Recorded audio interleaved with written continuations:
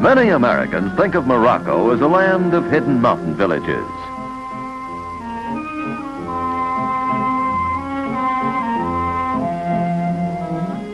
A land of primitive crafts. A land of high walled cities. A land where people follow ancient patterns of life.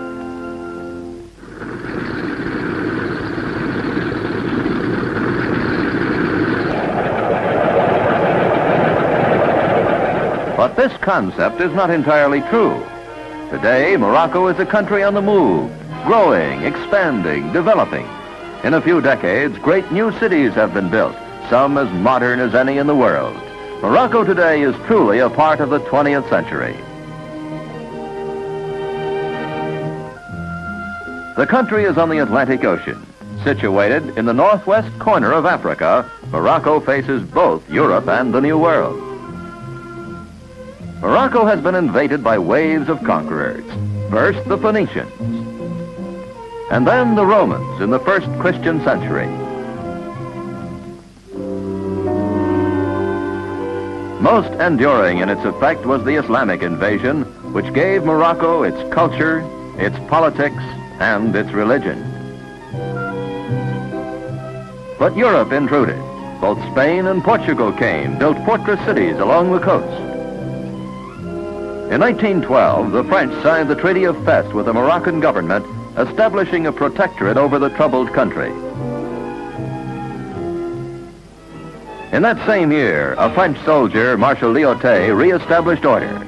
Lyautey loved Morocco and her people, and respected her customs, her religion, and her government headed by her own sultan. A new era began for Morocco, an age which tied her to Western Europe.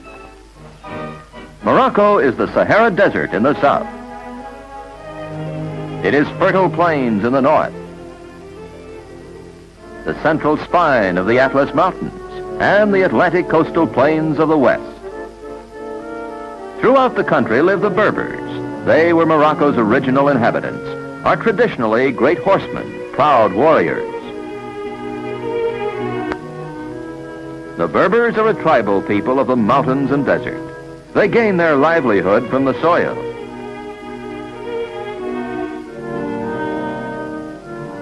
The Arabs who came to Morocco in the 7th century settled in the cities of the north, became teachers and artisans.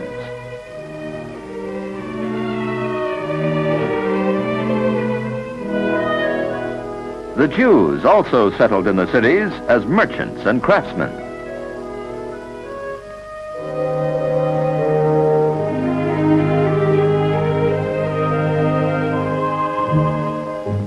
And the French came, 500,000 of them, and settled in Morocco to live and work there. Some as doctors,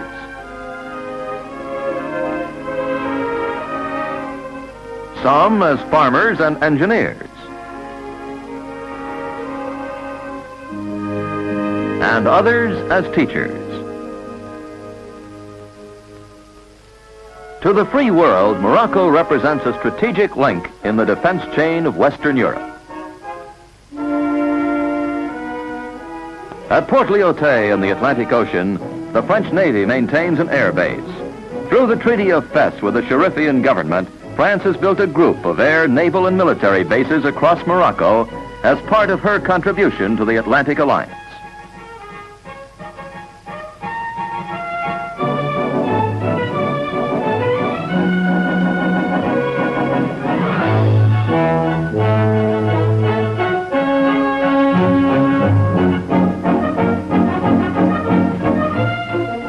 Agreement with the government, the American Navy shares the Port Lyautey base.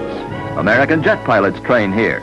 It is also a supply and servicing station for the American 6th Fleet in the Mediterranean, the only fleet in the U.S. Navy which operates without a home port.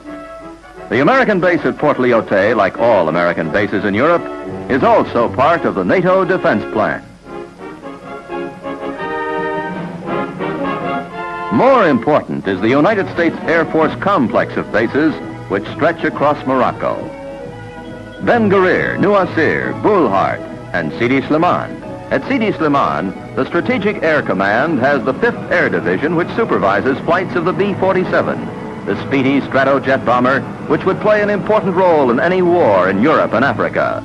The USAF deploys its medium bomber wings to Morocco as part of its rotation program for orientation and training of crews. Here is a jet scramble, an interceptor mission against a simulated enemy air attack against these bases.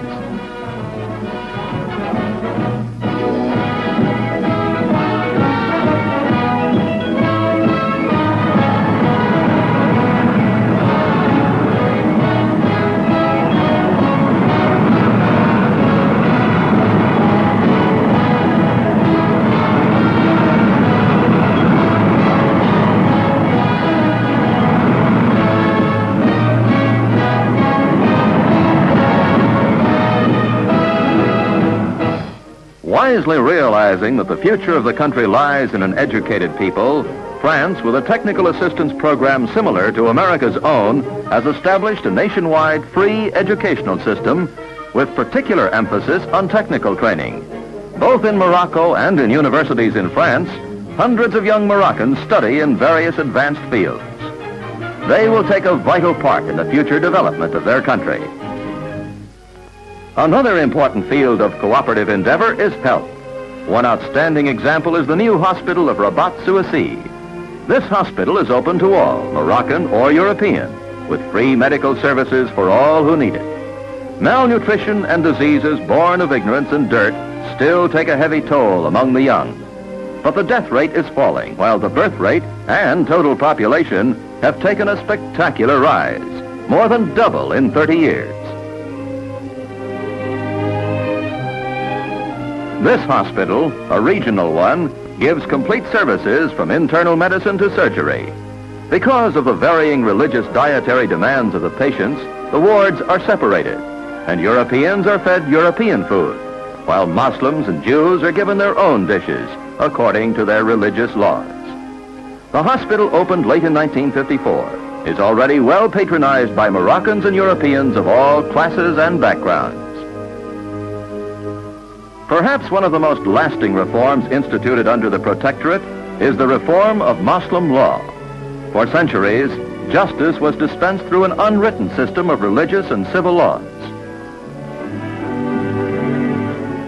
Today, the Moroccans and French are codifying and regulating the law of the land. Courts, both civil and criminal, are presided over by Moroccan judges trained in both Muslim and Western legal practices. This is a civil tribunal in Rabat, where each litigant is heard in open court with right of counsel and appeal. And lawyers plead with the same fervor in Morocco as they do in the United States, with perhaps a few more gestures. The codification of Muslim law is a major step in the development of a modern state in this ancient country.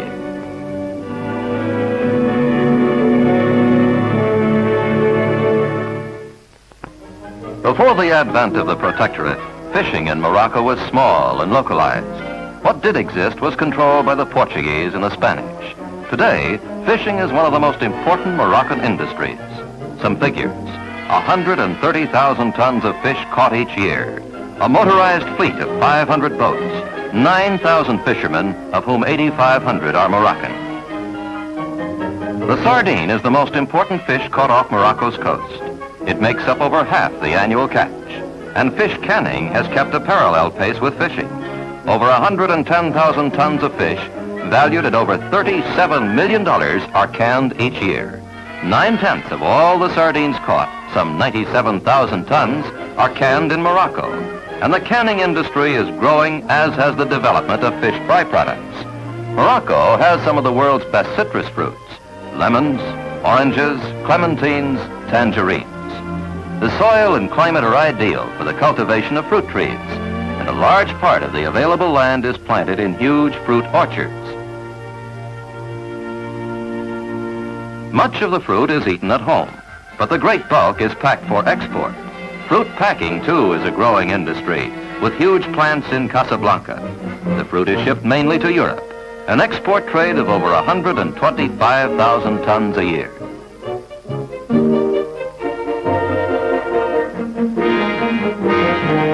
Because agriculture is the basis of Moroccan prosperity, The French, through a farm technical assistance program, are improving agricultural production.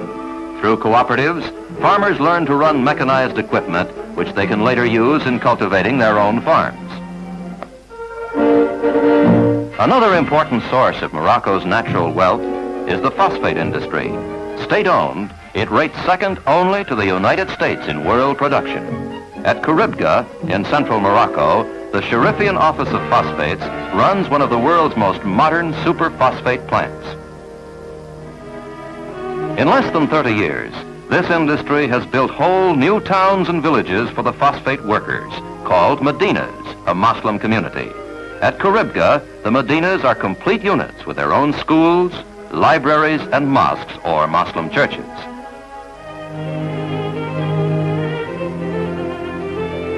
The Medinas are carefully planned to suit the customs and needs of the Muslim inhabitants.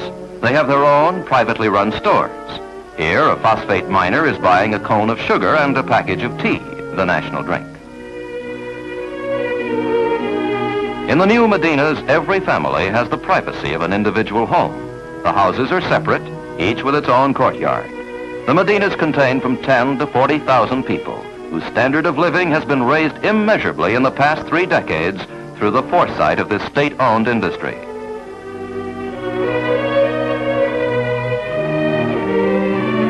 The decision to exploit the phosphate deposits in the interests of the Sharifian state was Lyautey's, who saw how this mineral would not only benefit the state, which receives all the profits from the mines, but also the workers and their families.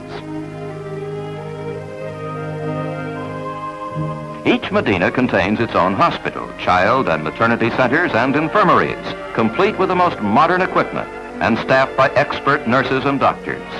Social and medical care is free to all the phosphate miners' families.